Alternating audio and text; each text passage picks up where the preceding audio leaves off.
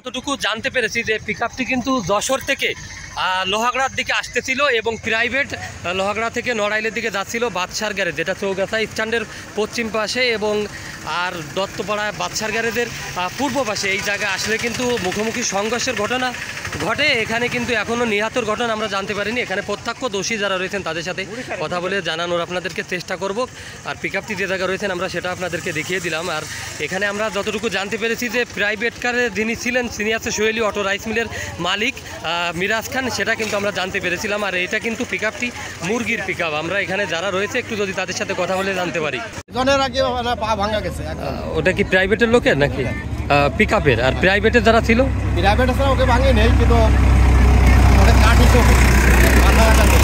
এটা কি এমনি ক্রসিং করতে যে লাগলো না মুখোমুখি লেগে গেছিল, কি মনে হলো? এমনি এই গাড়িগুলো নিয়ে শুনতেছি যে দুর্ঘটনা ঘটে, এরা বেপরোয়া চালায়, আসলে কি?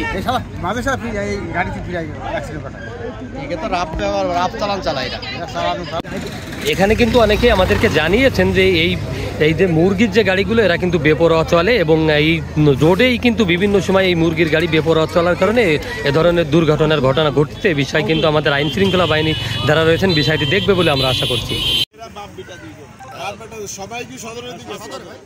বেশি আহত কারা, প্রাইভেটের নাকি ওই যে প্রাইভেট? মুখোমুখি সংঘর্ষ এটা কি?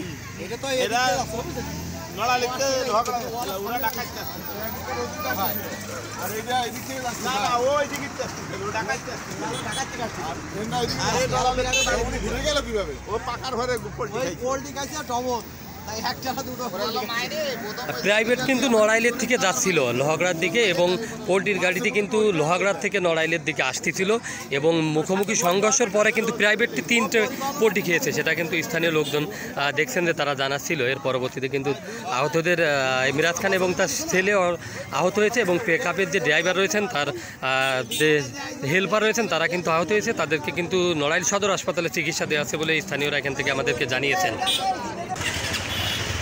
দর্শক আমার সাথে যারা এই মুহূর্তে যুক্ত রয়েছেন, আমার ভিডিও দেখছেন, ভিডিওটি অবশ্যই কিন্তু শেয়ার করে দিবেন।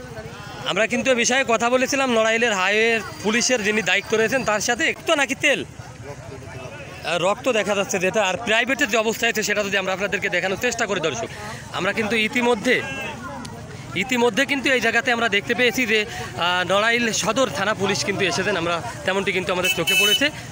আর ঘটনাটি কিন্তু ঘটেছে নড়াইল যশোর মহাসড়ক যেটি রয়েছেন চৌগাছা বুড়িখালি স্ট্যান্ডের পাশে। চৌগাছা আমরা যেটা বলেছিলাম যে চৌগাছা স্ট্যান্ডের পশ্চিম পাশে এবং দত্তপাড়া এবং এখানে বাদশার যে গ্যারেজ রয়েছেন বাদশার গ্যারেজের পূর্ব পাশে রোডের পরেই প্রাইভেটের সাথে কিন্তু পিকআপের মুখোমুখি সংঘর্ষের ঘটনা ঘটেছে। আমরা তেমনটি দেখেছি এবং আপনাদেরকে দেখানোর চেষ্টা করতেছি।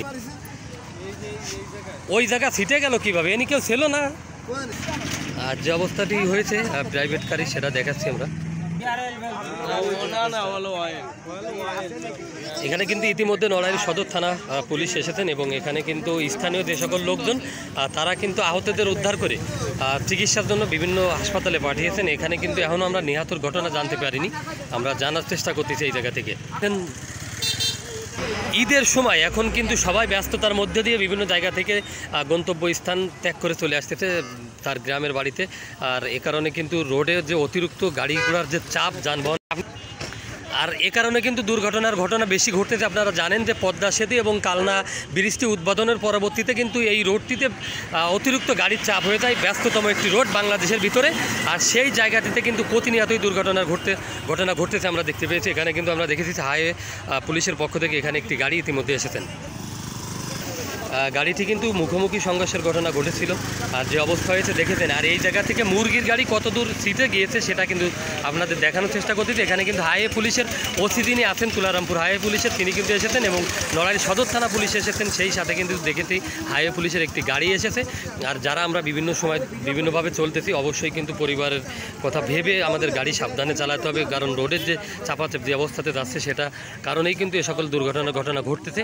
এখনও আমরা কিন্তু নিহতের ঘটনাটি শুনতে পারিনি।